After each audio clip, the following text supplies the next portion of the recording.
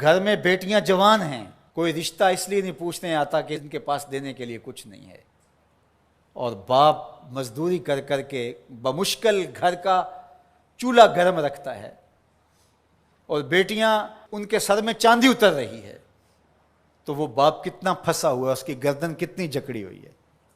اور اگر کسی کے پاس رقم ہو اس کی ضروریات سے زیادہ، اور وہ اس کا رشتہ دار بھی لگتا ہو، تو اس کو سوچنا چاہیے کہ میں اس کی مدد کروں یا نہ کروں۔ اس کو کیلکولیٹر لے کے حساب کرنا چاہیے کہ یہ میرا بھائی ہے، یہ میرا بھانجا ہے، یہ میرا بھتیجا ہے، یہ میرے چچا کا بیٹا ہے، یہ میری پھوپھی کا بیٹا ہے، یہ پھنسا ہے، اس کی بیٹیاں جوان ہیں، کوئی وسیلہ ہی نہیں ہے، بمشکل گھر کے اندر کھانا پورا ہوتا ہے، اور بیٹیاں گھر کی دہلیز میں بوڑھی ہو رہی ہیں، اور اس کے پاس دولت کے انبار ہیں، اور یہ سوچے گا۔ اللہ فرماتا ہے یہاں بغیر سوچنے کے چھلانگ لگانی پڑے گی، یہاں نفع نقصان نہیں دیکھنا پڑے گا، یہاں کساد بازاری کا نہیں سوچنا پڑے گا۔ فَلَقْتَحَمَ الْعَقَبَةَ، یہ بغیر سوچے سمجھے کودا کیوں نہیں ہے، یہ مشکل گھاٹی چڑھا کیوں نہیں ہے۔ وَمَا أَدْرَاكَ مَا الْعَقَبَةُ، یہ جانتا ہے کہ مشکل گھاٹی کیا ہے۔ فَكُّ رَقَبَةٍ، کسی پھنسے ہوئے کی گردن کو چھڑانا ہے، کسی مشکل میں پھنسے ہوئے لوگوں کی مدد کرنا ہے۔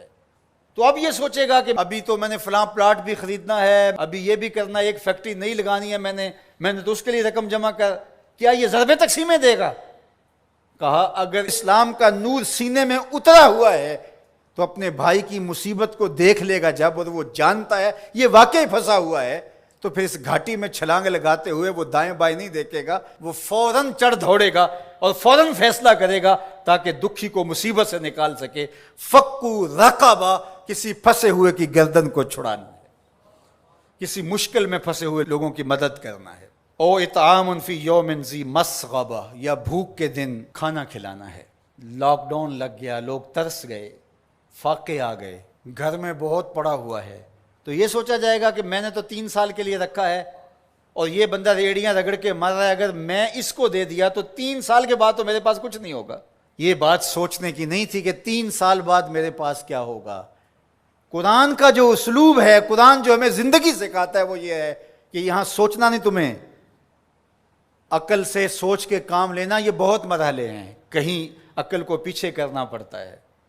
اقبال نے کہا تھا بہتر ہے کہ دل کے پاس رہے چراغ عقل، بہتر ہے کہ دل کے پاس رہے چراغ عقل، لیکن کبھی کبھی سے تنہا بھی چھوڑ دے۔ کبھی ایسا بھی موقع آتا ہے کہ پھر اس کو پیچھے کرنا پڑتا ہے۔ یہ اپنا نفع نقصان، اپنی ضربیں تقسیمیں نہیں کرنی ہوتی کہ میں نے تو 3 سال کا بجٹ رکھا ہے اور ہمسایہ فاقوں سے مر رہا ہے، اور بندہ کہ سال کے میرے تو پورے ہیں، وہ یوں جمع تقسیم کرتا رہے۔ یہ مشکل گھاٹی ہے، تو کہا اس کو یہ مشکل گھاٹی چڑھنا ہوگا۔ وما ادراک ما العقبہ، جانتے ہو مشکل گھاٹی کیا ہے؟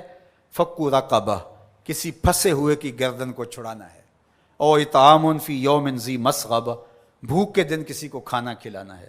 یتیما ذا مقربہ، کسی قریبی یتیم کی مدد کرنا ہے۔ او مسکینا ذا متربہ، یا خاک نشین مسکین کی مدد کرنا ہے۔ یہاں جو لفظ قرآن نے استعمال کیا نا، یتیما ذا مقربہ، قریبی یتیم، تو کیا اس کا مفہوم یہ نکلتا ہے کہ جو دور کا یتیم ہے اس کی مدد نہیں کرنی؟ نہیں، بلکہ علماء تفسیر نے یہاں نقطہ بیان کیا کہ بندہ دور پار کے یتیموں اور غریبوں کی مدد کرتا ہے، اور ان کی تصویریں بھی کھنچوا لیتا ہے دور موجود میں، اور داد بھی لے لیتا ہے اور سخی بن کے سامنے آ جاتا ہے، لیکن یتیم خاندان کے اندر ہو تو ان کی مدد کر کے بندہ نمائش نہیں کر سکتا کہ میں نے اپنے بھتیجے بھانجے کے ساتھ یہ کیا ہے۔ جو بندہ نفس کا غلام بن جاتا ہے اس کے لیے مشکل ہو جاتا ہے۔ تو اس لیے اللہ تعالیٰ نے یہاں جو لفظ بیان فرمایا، یتیما ذا مقربہ، قریبی یتیم کی مدد کرنا، او مسکینا ذا متربہ، یا خاک نشین مسکین کی مدد کرنا۔ کچھ لوگ، انہیں پتہ ہے ہماری ہمسائیگی کے اندر ان کے ہاں نان شبینہ بھی نہیں ہے، تو وہاں جو ہے وہ مہینے میں 500 روپیہ دیں گے، اور 500 روپیہ دے کے یہ سمجھیں گے کہ ہم نے حق ادا کر دیا۔ ان کی ضرورت کو آپ نے پورا کرنا تھا۔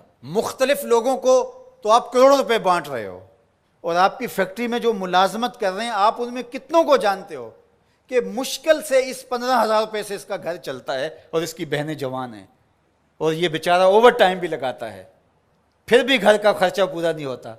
تو تم باہر جو کروڑوں روپے دے رہے ہو تو بہتر نہیں تھا کہ اپنے اس مزدور کی تم مدد کر دیتے؟ اللہ ہم سب کو سورہ البلد کے مضامین پر غور و تأمل کی توفیق